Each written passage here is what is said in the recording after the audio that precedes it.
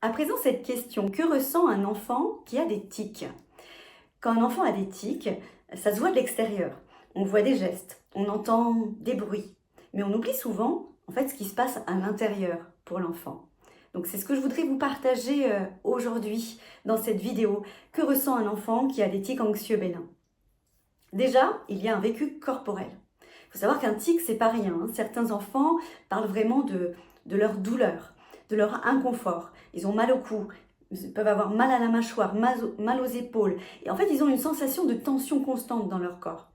Ça, c'est vrai qu'à force de contractions musculaires répétées, de gestes répétés, le corps peut être fatigué, douloureux. Voilà, ils ont l'impression que le corps a travaillé sans arrêt.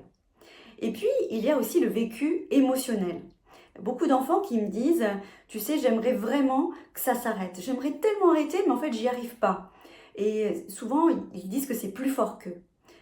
Ils me partagent aussi leur peur. J'ai peur que les autres me regardent.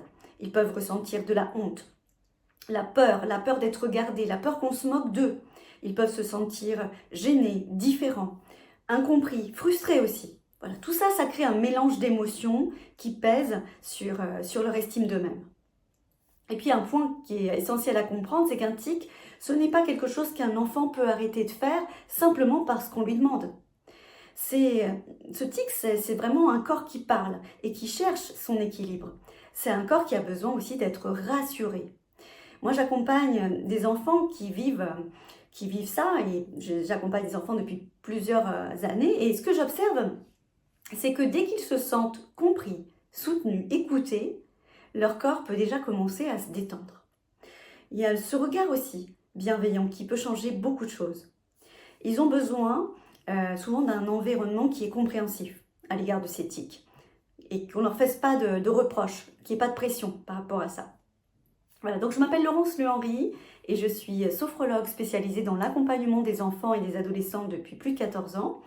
J'accompagne au quotidien des jeunes qui vivent avec des tics anxieux, mais aussi du stress, de l'anxiété. Et j'en parle en profondeur dans mon livre qui s'appelle L'Instinct Sophrologie. Je vous invite à le découvrir ou à découvrir mon site internet.